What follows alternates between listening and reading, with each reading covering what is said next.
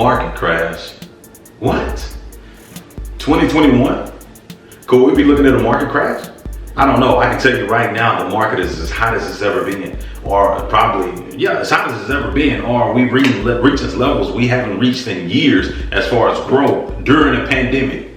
So let's take you back to 2008 and let's explain exactly what happened there. Hey, my name is Jordan. If you're new here, this is Real Estate Investing YouTube channel where we talk about all things real estate. But let's jump back into this.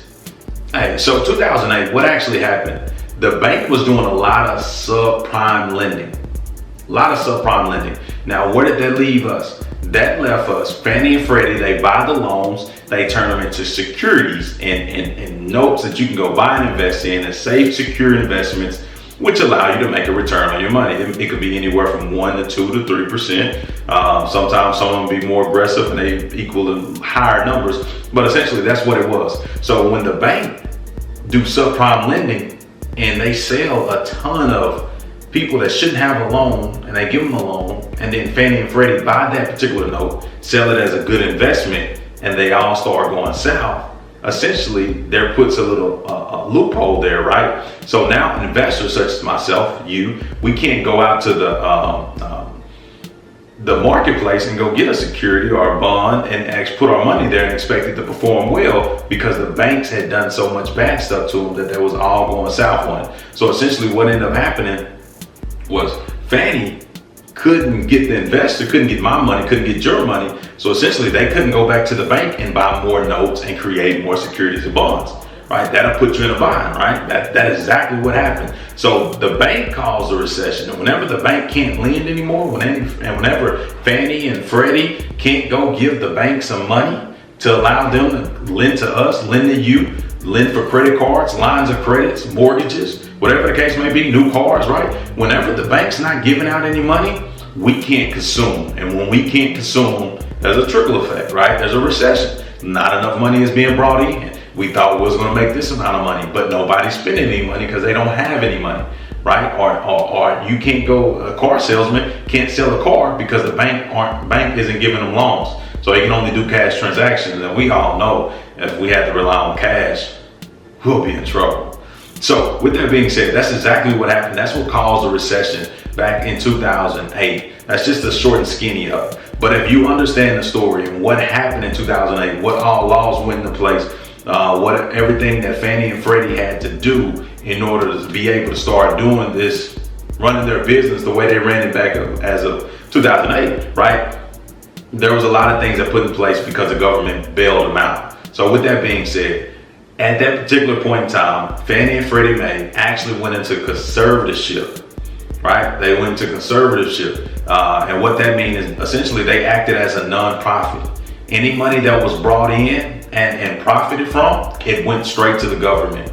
So up until this point, they've literally paid off probably billions of dollars back to the government. Probably trillions of dollars back to the government to say, hey, I'm sorry, that was our fine, that was everything that happened to us. So they had to put a lot of stuff in place to allow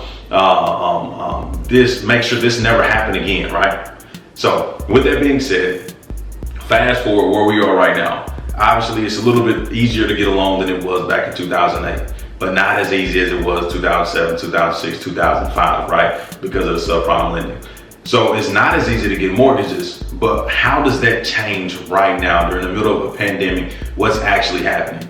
Well, what's happening is investors are still able to go get securities and bonds because they're safe, they're a better quality product. And what's going to end up happening is the circle of life is going to continue. Now, what we're looking at right now is not necessarily the banks not being able to lend, it's the buyer being able to buy, right? Because we have so many people going out losing their jobs, so many homes that's in forbearance, which essentially means that homeowner can't go buy a house for another 12 months until they're out of forbearance. So I don't know if anybody knows that, but if they don't, right, that's slowing down the buying process. Refinances are up like crazy, and I got a video on that when I was talking about that. So obviously you see low supply with the refinances and the forbearance. Those are people that would be able to sell a home or buy a house, but they're opting to stay in their particular home a little bit longer, hold on to it a little bit longer. So you're seeing those particular clients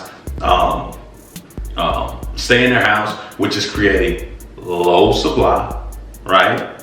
And right now, people are still being able to buy houses because, let's face it, not all industries took a hit during coronavirus. Amazon went up, right? It became, if I'm not mistaken, $1 trillion company during the pandemic, or it hit record highs during the pandemic. A lot of companies right now, a lot of cities are opening back up, especially down south. That's where I'm located. Obviously, New York, Los Angeles, places like that are still closed. But for the most part, people are getting back to work, right? We talk about jobs added. I got this right now. It's 661,000 jobs were added just last month. And we talk about unemployment went down about 0.5%, right? So these are good numbers that we're looking at that shows that we're in a great place from an economy standpoint, right? If we get 600 people, if we get 600 people hired, 600,000 people hired, that's going to do good things from a lender perspective or from a consumer perspective, allow them to keep going out and spending money, right? So that's what's going to help them. So with that being said, that's what we're looking at, and looking at 2020, 22, 21, whatever the case may be. If you're thinking it's going to be a market crash, I don't necessarily think so. And here's the reason why. I talked about Fannie and Freddie. They literally have trillions of dollars on the line. Operating a business and a conservatorship for the last 12 years has really hurt them, right? So the last thing they want to do is sacrifice those trillions of dollars. And I know it's not quite frankly up to them, but from their perspective, they're going to work tooth and nail, right? They're going to put some elbow grease into this to ensure that the bank are still selling them their notes, because essentially Fannie and Freddie is going to buy those portfolios and create other investments to go make money. So when Freddie and Fannie go buy those portfolios, the bank are able to make loans. They're able to create loans. They're able to extend lines of credit. They're able to give mortgages. They're able to give car loans, right? They're able to do all these things for the consumer, essentially allow us to keep buying, keep the economy going. So I don't necessarily think there's going to be a crash coming soon. And the reason why, like I said, is because Fannie Mae and Freddie Mac has a lot that's riding on this particular crash or this pandemic, right? They know if they don't get it right this one time, they will be in trouble, and essentially nobody makes money. A lot of people, obviously the top always gets fired. A lot of people have to get laid off, all that good stuff. So they literally control, in essence, the world right now, because their inability to do it in 2008 literally killed the United States, right? So their ability to handle it here in 2020, that's why they're blindly giving forbearances to everybody with COVID, right? All they got to do is call the bank and cough 2 times and hey, do you need a forbearance, ma'am? Yes. That's all they got to do. If they was impacted from COVID, they're blindly giving loan modifications. The reason they're doing that is to save their butt, because they know if they can get past this conservatorship, which actually I believe President Donald Trump is trying to get them out of conservatorship, because he knows the government has to take that hit if it happens. But if they can get out of conservatorship, they operate as a public company, right? You can go trade again. You can go invest in Fannie Mae and Freddie Mac. You can go make money from those particular companies. They'll make trillions of dollars just being able to do that in the course of the next 10, 15 years, right? And obviously the bank can keep lending. Everybody keeps jobs. We can't control COVID. That's one thing we can't control. But what we can control what we do and how we act around it. So with jobs opening up, the banks are still lending. As long as people still have jobs, the banks always lend. And I think we're not necessarily going to have to crash because of what's happening. Whenever a big time company like that, they control the real estate market, right? If they can't give out loans, the real estate market goes away. But with that, they can control that particular portion of the crash. And right now prices are going high. That means a lot of refinances are going on. A lot of loans are being given out. It kind of reminds you of 2008, but it reminds you that because there's a lot of fear right now in the market as well. People are afraid. They're thinking that the bank won't give them a loan. If that was 2 years out, they speed up the process. Let's go ahead, instead of renewing a lease, let's go ahead and buy a house